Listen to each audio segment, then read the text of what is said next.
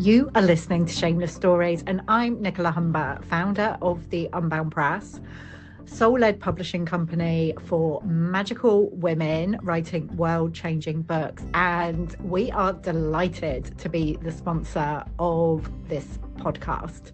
So enjoy, magical one. Hello and welcome to another episode of Shameless Stories. Today I am joined by the magical Fiona Robertson. She is joining me. She's a client of mine, I know that this interview is actually going to go. I don't know where it's going to go. I'm quite excited about the conversation. But Fiona is a coach for women in leadership who are basically looking to reconnect back to their intuitive selves. You said a spirit wearing a human body, which I thought was quite funny. But also you are the author of Dragon Practical Magic and Interview with the Dragon. Both of those are due out very, very soon.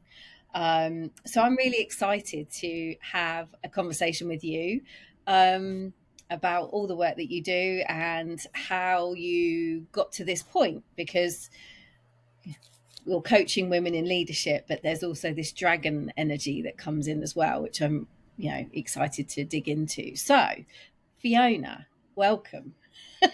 Thank you, Sarah, for a very nice introduction, and I'm very excited to be here and just to see what does actually want to come through us and see what wants to be spoken about. Yeah.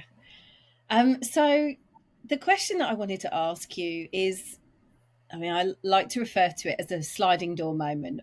Some people refer to it as portals, timeline collapses, whatever it may want to come up as. But I always see it as a sliding door moment where we've chosen, instead of going left constantly, we've changed our direction and gone right. So often there's an opportunity in life where something relatively big happens where we change the course of our existence. So this is a really leading question because I know the answer, but for the purposes of our can you tell us a little bit about your journey? Well, there's two massive sliding door moments. I like that expression. One was when I still lived in the UK, and I just had a separation, and I moved into my other house. But at that time, I was starting up meditation. I was wondering where I'm going. I probably was having that conversation like, what's going on? And one night, or very, very early in the morning, I had a voice come in that basically said, do you want to be doing this in 5 years' time? That then changed the trajectory of my whole life. I sold my business based solely on like soul guidance, which ended up me traveling the world for a year, landing in France, running detox retreats, helping people with weight, detoxing, and that then took off.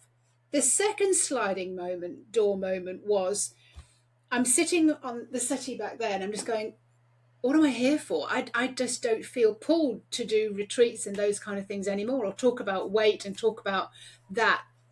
Because whenever I was speaking to someone, it was always deeper than that. It was always a spiritual journey. It was always coming back to the soul. So I'm sitting on the settee and I'm like, what am I here for? What am I supposed to be doing? And again, I heard a voice just saying, write your book, write your book, write your book. And I was like, I think I know what this book's about. It's about all the events that I had in my life when I chose, I'm the only one who can change this. And I started doing things like to help me manifest certain things, like changing the way I thought. And that then became the stories of the book. And then somebody who I was talking to, she said, I kind of feel there's something behind your book. And I said, yeah, so do I. So she said, well, would you like me to sort of lead you in an exercise, and we'll just find out if there's something there that wants to come through? And I was like, oh, that sounds interesting. So we went into this meditation and I started channeling, and I started channeling a dragon. And that dragon, she's called Seraphine. She's a matriarch of 8 dragons, which basically are here to help you ascend, evolve, and start operating with all your feminine wiles. In other words, intuition, telepathy, mediumship, being very, very sensitive, and how you can use those then as your superpower. Most people go, oh, I'm too sensitive for school, I'm too sensitive for work, I'm too sensitive for going on the tube. Yeah. What about if those were your superpowers? And the first message she had for me when I was channeling her, when we said, hello, who are you? Who wants to come through? She came through and I started to see her as a dragon. What do you want to tell us? You don't know how powerful you are. And I was like, oh.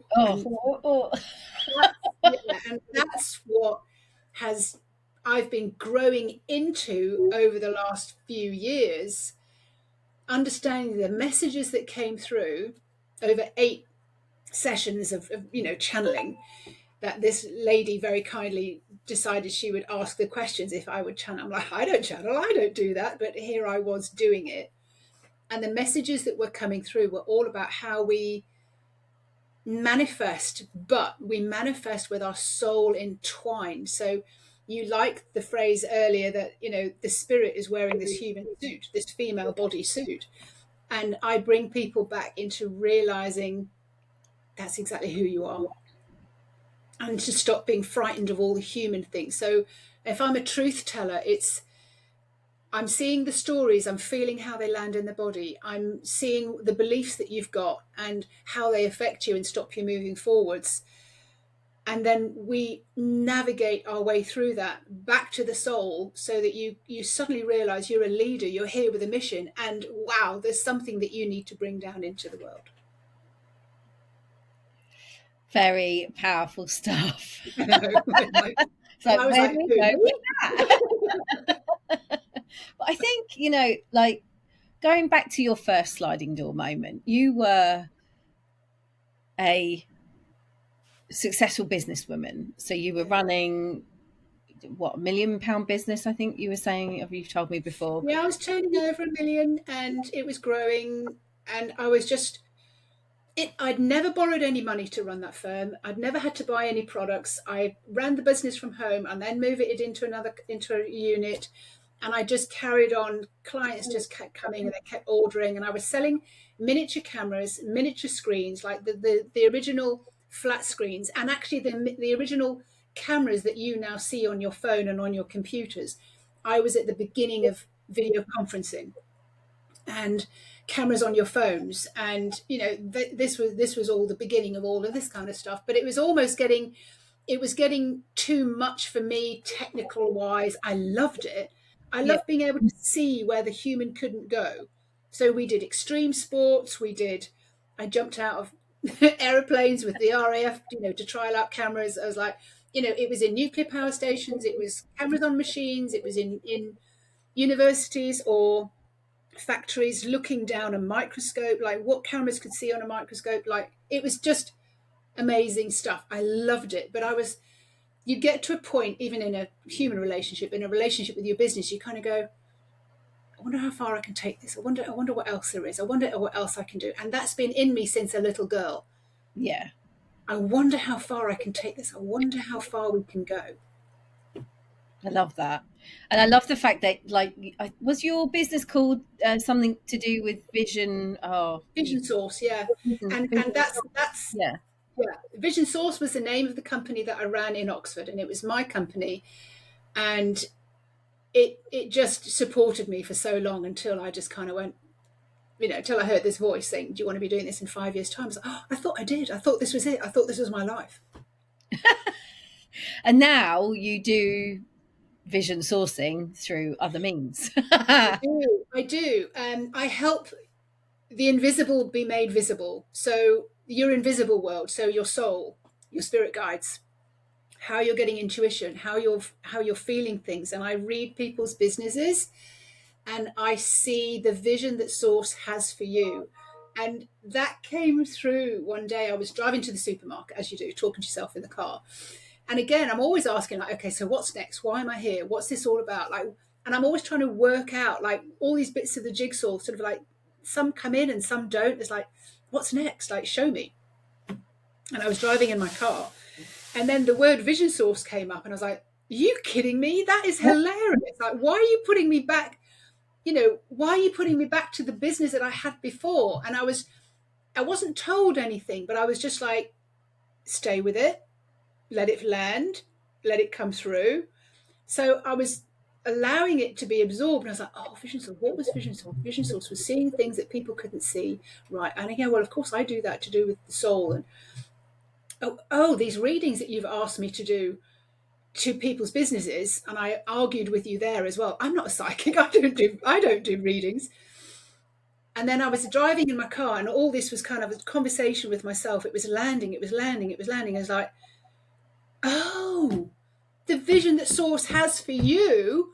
And then those words seem to have done the full circle. And I was like, oh.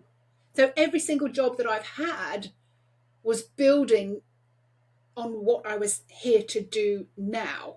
Yeah. Yeah. And I think we've had conversations outside of this podcast about how so much of the journey that we've led to the point that we're sitting in right now has had a role to play in where, you know, your present moment. And I think so many people, that's kind of what happened with me and my business. I was able to, my first iteration was connecting the dots. So I'm able to now connect the dots back, like all the moments in time where things have happened that are either holding us back or are propelling us forward. It's actually interesting to be able to let go of some of those old stories so that we can propel ourselves forward, which then leans into the work that you do as a business coach. Like, you know, you've run a business, you've been successful, you've traveled, you've done all these amazing things, and then ended up, you know, I think you were saying that you're now manifesting quite regularly your own reality because you've let go of a lot of the human things that you've told me about this. Like, I mean, it's powerful stuff. So tell me a bit about the manifestation piece. Yeah, I've got some really cool stories about that, and it just blows me away every single time I tell the story or I realize it, and I think, oh God, yeah. I'll just use examples of the houses that I've had even. So when I was, you know, do you want to be doing this in 5 years' time? That sliding door movement. Yeah. I went and did, and I said, well, you know, now what? If you don't want me to be doing this, what am I supposed to be doing? Having these kind of like conversations with God or Source or whatever. And I was with a magazine, opened a magazine, and I was shown this life coaching course. And I went, you want me to go and do a life coaching course? Really? Seriously? Okay, fine. Is that going to be, hear me, is that going to be my career? But, you know, comes a long circle. And I negotiated and I said, well, if they've got a space at this date, at this place in Reading, I'll go. I was negotiating all the time. I was very much in my masculine energy. Anyway, they did, and I went. And from that year of doing that certification course, which was just opening up my mind and opening up with meditation, yeah, I had created a vision and something I'd never done before, and I now call it my perfect day, of like a house with kids, a partner. I could tell it was another country because the light was different. I could see the view, I could see the garden, I could feel the house. And it was just something that had come through me and I'd written about. I was like, okay, fine, well, that's fine. Went traveling around the world, ended up living in France. I was then pregnant, and we were looking for a house, and we'd looked at about 30 in the masculine energy way. Right, what houses are there? Right, let's have a look. Does it tick, tick, tick, tick? Right, let's go make an appointment, go and have a look. And I was so exhausted, like with a big belly. And I just went, I give up. This is not the way it works for me. I can't go this route anymore. Right, are we seriously giving up looking? And I was like, yeah, we are in that way. We're giving up in your way. And I said, well, we'll just drive around and we'll just see what comes. Anyway, so I remember driving through this village and thinking, wow, this village is always shut up at this particular time of day. Because in France, they do the siesta, they shut the shutters and the villages are empty, all the shops are shut. And I said, and I just had this download, wasn't there an estate agent up there? So we wandered up and had a look. And there in the window was like one lousy photograph, but it explained the house that we were looking for in our list exactly. We made an appointment. We went to have a look, and I walked upstairs into the top room, and I felt so at home in this house. I opened up the doors, I looked at the view, I looked down at the garden and the path, and I went, oh, I've seen this before. Oh my God. This is my house. And it was an open day at the house, and there was another couple looking. I said, get out of my house. This is my house. Get out of my garden. And my partner at the time, he said, okay, now we need to negotiate. So I was like, oh, okay. He said, you've got to negotiate with her because she's a woman. But imagine walking into a house that you'd seen or you'd created or built in your mind that you'd seen 2 years before, and you kind of let that vision go. And all of a sudden, I was like, what else did I see in that vision? Oh, I had kid. Oh, I have a kid coming. There were dogs, there were chickens, there were ducks, and there was a man, there was a partner kind of like way back there that I couldn't see his face, but you had the energy of it. So I was just playing with manifestation, and then other things started coming forwards from that when I was there, in that, oh my God, I didn't really think about this very well. I'm a mum. I have got no friends and relatives or people here who can help me be a mum. Never been a mum. Don't know anything about being a mum. I've got no income, and I don't speak French, and I've landed in France. And I was like, oh, I didn't really think about this very well. But it's lovely here. I love the house, but like, no income. So I was asking then, talking about manifesting, I was asking then, what am I going to do? What's my job going to be? How am I going to earn money? Because it wasn't working very well with what my partner was doing at the time. And I just got this vision, boom. And it was all about something that I'd experienced when I was traveling in Thailand. And I was like, oh, it's a detox. Oh, it's a detox. You're going to create the home detox box. You're going to write it, and you're going to put the ingredients that you're going to shop for them. You're going to make a home detox box. Oh, really? Me? Okay. And it took me a long time. Then you had to create the website. And then I realized the house could be designed in such a way that we could have 2 studios, created the 2 studios, and then we got an article in a magazine, and that was what supported us over the initial years, being full, because we got the article in the magazine because somebody came to stay, and I was like, oh my God, this all just landed. But my human was still in the habit of panicking. How's this going to work? How's this going to work? How am I going to? Oh, I'm going to get one person into the retreat. I can have more than this, But I really wasn't worried about the money and things. It was, I enjoyed the people coming. I couldn't travel around the world, but people were coming from Russia. People were coming from Brazil. People, wow. How are they finding me? And when people arrived, they would say, I have no idea how your website popped up in front of me. It just was there. And I'm like, I'm not very good at SEO. I've got no idea how that is. But I think that's the way the universe works. Things arrive at the right time because you've manifested it in with your feelings. Your soul knows what you're here for, what your mission is, and what's that bringing you towards. It's magic, and that's why I call it practical magic, because it's for the practical things that you want on earth. You are able to call those in and manifest those in, not just by thinking something different, which has got a flat energy, but by living through it and imagining yourself in that house with clients, whatever. So that's how I help women to manifest their businesses in a completely different way, other than write as many posts as you can. Yeah, I mean, that's so powerful. It's something I was even just talking about at a dinner party I was at a few days ago, where there's this we're at this kind of conjunction. A lot of women entrepreneurs who, there's still this piece around, I've got these great ideas and I'm going to turn it into a business, but there's still this human thing that says I need to pay for things. I've got a mortgage. It's such a hard step to step into trust. Would you agree? I mean, I guess that's your role, right? You help people do that. It is.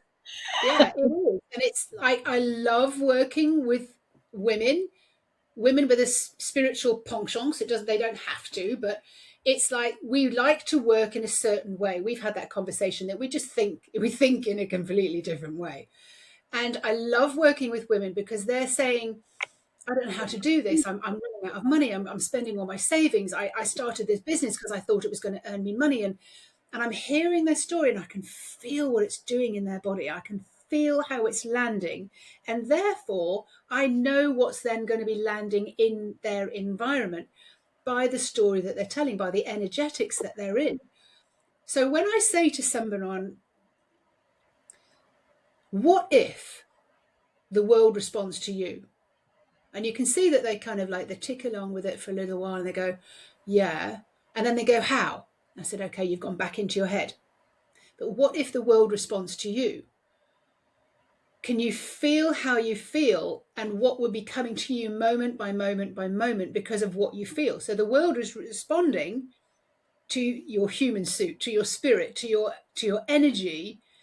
And then if you're telling that story, so let's feel into it, I'd say, like, so if you're telling that story, money's running out, my assistants are no good, nothing's happening, I can't get anything to work, I don't know that I should have opened this business. Can you feel where you feel that in your body? And most clients will kind of go, yeah, okay, but then they go back into their head. I said, right, bring it back down into your body, feel it. Where do you feel it? Where's your breathing? What color does it have? Like, how is it landing in your body? Is it in your stomach, your solar plexus, your heart, your lower? Like, where is it feeling? And they're like, oh God, I can hardly breathe. And I'm like, yeah, I know. I'm so suffocated. Yeah, I know. Everything's on lack. Yeah, I know. Okay, well, let's get out of that because I can hardly breathe either. So, okay, now let's change the story. And, oh my God, my assistant is absolutely brilliant. She's bringing in so many clients. Like, I've got a steady flow of clients. So we're going from one end of the spectrum to the other. And you can see their posture changes. Yeah, their shoulders become straight. They become aligned and they're like, and I said, now, how are you breathing? How are you feeling in that sense of the word? And they're like, oh, wow, like so much is possible. Like, but can you see, like, this is just so quick. Can you see the difference? If the world is responding to you, what's the world going to respond to if you're, wow, I'm seeing clients coming in and I'm having great conversations and I'm going to lunch and then I'm going to the beach after work and then I'm flying to an appointment and, then you start building up. Like I built up this story of my perfect house and my dream and all of a sudden it's there. And then what happens with the women in business when they start, you don't even know the stories that you're telling yourself because it's so habitual and you're around other people who are telling the same stories. And you just go into this tit for tat, like, oh yeah, God, mine's crap as well. This is not working, and this isn't working. But I said, when you start, and I'm going to keep you focused on the big focus, and especially if I've done a business reading for someone, because I've seen the vision that Source wants for them, the mission that they're on, and if I can keep them in that and keep bringing them back to that, their energy changes, their sight changes, their vision changes.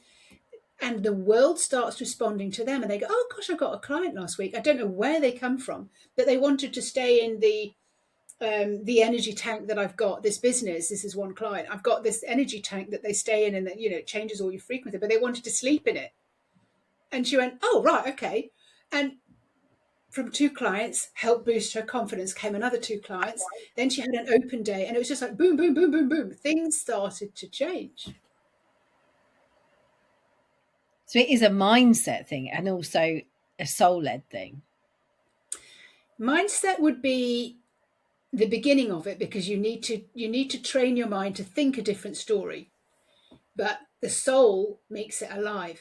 Like, how am I living this? How does this feel? How am I accepting new clients? How am I kind of having those conversations? Where's the life and the breath?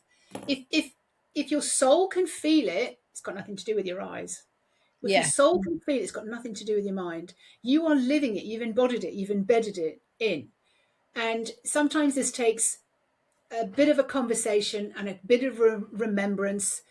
And this is where the dragons have taught me. You need to change the story that you're telling. Like, you need to pivot the story. And this is one of the dragons, Tara, that came to me.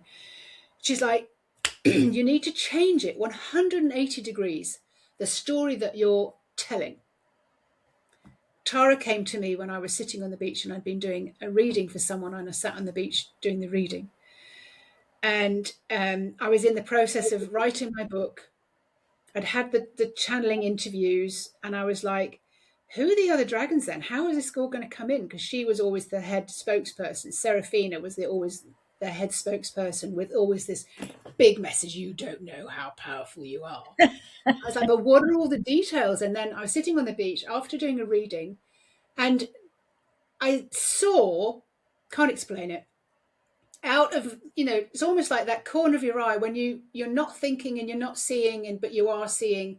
And this dragon walked out of the sea, and I went, oh, hello. Other people were on the beach, and it was kind of a rocky beach, and she came up and we kind of just started having a conversation. I thought, oh, this is cool. And I was asking questions. Oh, is that right? Is that true? And then on the other side of the beach, I just had this awareness that this dog was going flipping crazy. And I went, oh, well, there's no reason why that's not happening. So, and anyway, this dog slipped its leash. It was a beach that dogs could be on. It hurtled over to me and just rolled all over me, scratches on my legs and everything. The owner was profusely apologetic. And I was like, I know why this dog is here. Because I'm in the energy of like meeting this dragon, and it's just so amazing. And so the dragons are very playful. They're very cheeky. They're very rude. They're very straightforward, and there's that no messing. Anyway, this dog was just going all over the place, and I was just thoroughly enjoying this interaction with the dog. And the dragon's now behind me, just kind of going, yeah, well, more of that's going to happen if you stay in this energy. Anyway, the owner took the dog away, and the dog's like, oh, I want to go back. Yeah, the dragons come through and they show you the specifics of how the human is able to operate, which will make the world respond to you all that much better. But they always want it from your soul's perspective. It's never just the human. It's like, okay, how are we bringing you back into your soul, the spirit that's dressed in this human body that's going through this life? How can we navigate that through you so that you can turn things around in your own life? Yeah. That then links back into some of the shamelessness piece. Yeah. It is like, I guess, because shame is quite a dense emotion, and it is often projected on from externally. But I think what you're saying is to live a shameless life is to let go of some of the density that we have as humans, some of that lack of trust, lack of leaning in. Would that be fair to say? Not? Yeah, it's, if the dragons are the truth tellers, and they, oh my God, they say such truths through me. And sometimes it's very difficult to sort of have a client in front of me and I would say, okay, I've got something to say. You okay to hear it? And one of the big truths that they come up with is, it's time to grow up. Now, I've had them say this to me many a time. I am ashamed to say, but I'm not ashamed to repeat it, because it's part of the journey, because I get so stuck in the human and how I'm navigating this world. And I get so scared and petrified that I just get locked into that low vibration energy, which I can't get out of because I just keep repeating the story. I keep telling the same thing. One instance was when, so the perfect house that I was telling you about earlier on, when I was, a new mum, we got separated and I moved into another house. And I'd used the profit that I'd had from that house to buy this house, but then also create 2 studios underneath. But at that point I went, all my money's run out. And I've not given myself time to earn, because I'm not doing the one-to-one studios and retreats and things anymore. I need to go online. And then I got into terrified of putting the electricity lights on, terrified of, I was just rack and ruin. I was at the lowest of the low, I believe. I was like, kids have got to go to school. And then I'm like, oh my God, and it took a long time. Oh gosh, I got so many physical ailments as well, like massive headaches, sciatica, anything, all of these are messages to me, like, you need to kick yourself out of it. You need to get on and do this. I remember a friend at the time said something to me, and she said, but you're one of the wealthiest women I know, Fiona.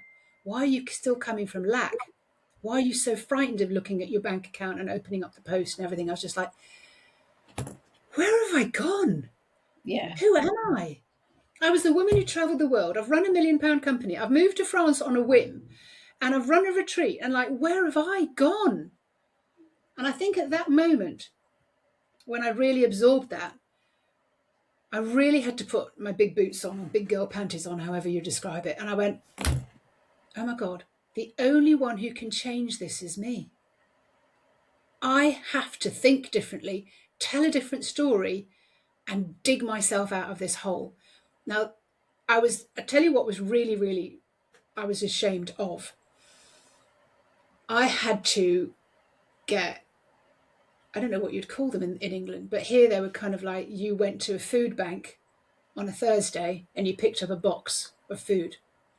Previously, I'd only eaten organic, I'd only juiced, I'd only had, the best food in the house. The kids didn't drink soda, they didn't eat a lot, I was very particular.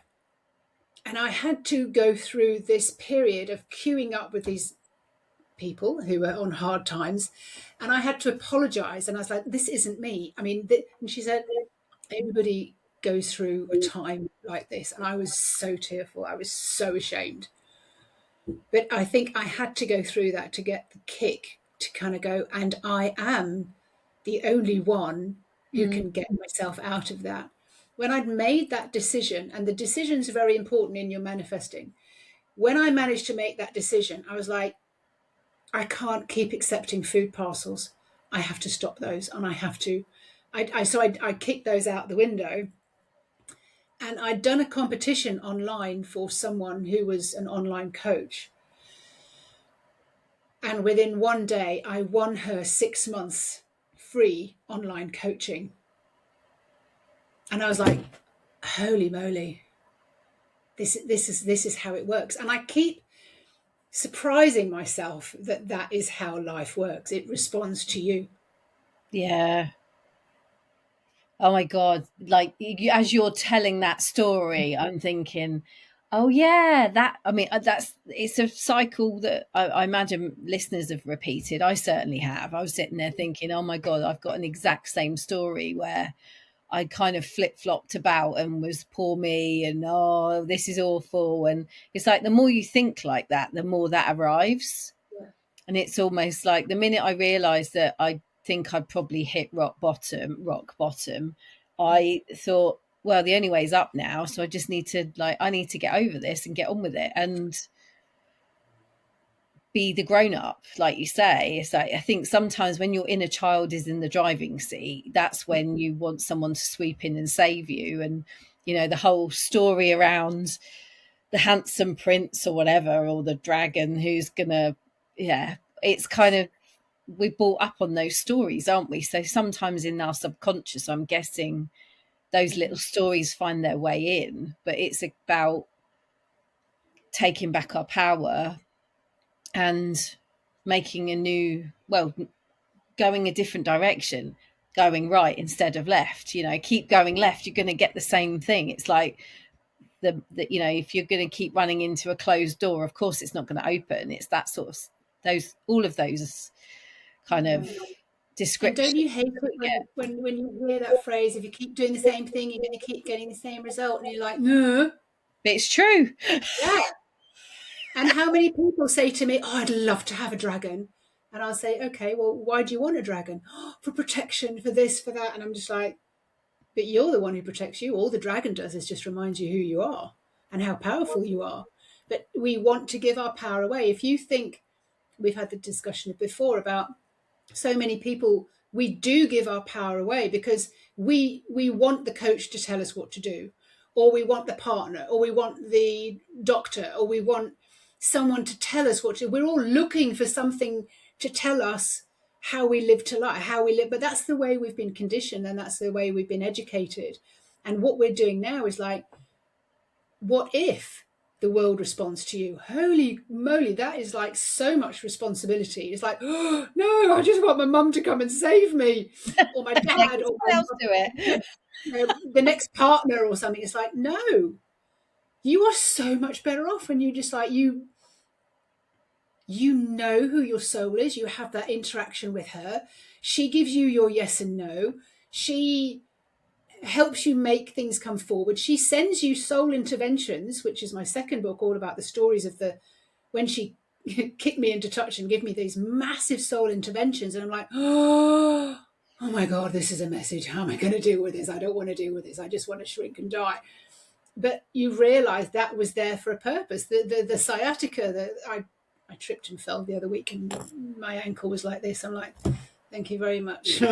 Okay. It's like, stop being who you think you need to be and start being who you know you are. One of my clients, the dragons came through to her and I said they're cheeky and they're rude. And she said, I don't know what I'm doing wrong. I'm doing all this. And then I said, you're not doing anything wrong. And she went, huh? I said, you're being wrong. And she went, huh? And that's how direct the dragons are. And I'm like, I'm so sorry. And she's like, no, but I needed to hear it. Everybody else is just such a yes person to me. Yeah. And she said, but what do you mean I'm being wrong? I said, well, what are your thoughts? How are you feeling? Like, how are you walking around? How are you being? And she's like, oh, I get it. But it still takes training. I mean, I'm still in training. It's like we're still getting training for, and you forget and then you remember and then you forget and then you remember. It's like, how are you being? It's quicker though, isn't it? I think the more you do it, the more you exercise. Yes. I used to be thrown for maybe 5 days when I'd cleared something out or when I'd realized something, and all the spring cleaning that I was doing, I was like, oh my God, I'm still in the anger, I'm still in this, I'm still in that, I'm still in the other. I would be thrown for like 5 days, and then it became 3 days, and then it became 2 hours, and then it became an hour, and then it's like, I get it now, I know what you're doing. Oh, it's so powerful, the work that you do. And like, I want to ask all the questions, but we're running out of time. Is there anything you'd like to, any words of wisdom that you'd like to leave with the listeners before we start to wrap up? I think your main question you need to ask yourself is always, what if the world responds to you? What if the world responds to me? How do I need to change? Like when I do a vision source reading for someone, to get into their energy, I'm like, how do they need to change in order to be more successful? And it's such a broad question. It opens the door so I can feel what they're feeling. And then as soon as I can feel what they're feeling, it's like you're going from this to, that.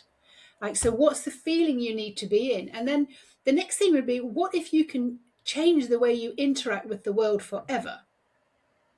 And that's a big one, because, we like to complain. We like to tell everybody what's, bitching and, getting on our nerves and all the rest of it. But what if you change the way you interact with the world forever? It's like, oh my God, I'm just happy. I'm just satisfied. And then you suddenly realize how you need to upgrade some of the conversations you're having and some of the people that you're around. And that takes kind of like cogs and wheels, like, how am I going to do that? And that's sometimes why you can't do these things on your own. You need someone to kind of say to you, I can feel when you just said that, where it lands. So what's going on? What's been going on in your world this week? In one of my memberships that I have, the Dragon Portal, it's like, okay, what's been going on for this week? This is the theme for this week that we have from the Dragon cards that I do every week. They give me a theme. The theme being, how are we ascending with grace and ease? What is the theme this week that the people, my audience, humanity is ready to take on board just this week? How can they change something just this week, just today, to look at things differently so that it will have a knock-on effect? I'm going to totally ask you questions after this. Second recording, I don't care.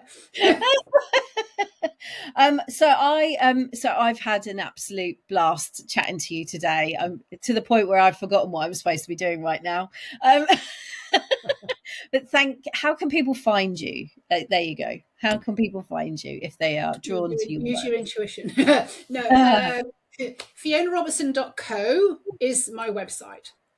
And it's being revamped because the books are going on there. And I have courses on there, Manifest with the Dragons. So the dragons are teaching you what steps you need to take, that you need to practice. There's also then the one that I'm loving at the moment is the Midas Touch. Basically, the Midas Touch is bringing you back to you so that you have the Midas Touch with everything. If somebody comes up in front of you, you're like, is this to be my coach? No. Why are you bringing this person up in front of me? Is there something I need to learn from them? Yes, there is. Like the Midas Touch is that you're listening to how your body's reacting and interacting with the rest of the world. So those are two. And my dragon cards I do every single week on my group and on the Facebook and on YouTube. Loving it. So exciting. And you're going to be joining me on the stage in May, aren't you? I know. I'm excited, I'm nervous, and I'm waiting for the dragons to sort out everything else, which is what they've done for me before. And I'm like, don't know how this is going to work, don't know how that's going to work. I'm just like, you've got to sort that out. That's exciting. So if you are interested in seeing Fiona in real life, we're going to be at the Mind Body Spirit Festival on the Midlife Wisdom stage talking about this exact topic. So please do check us out. Fiona's books are coming out very, very soon. So just keep your eyes open for that as well. But thank you for listening to another episode of Shameless Stories. I will be back soon with another one. So thanks again. And thanks for coming on, Fiona. I really appreciated it. So cool. And I will catch everybody soon.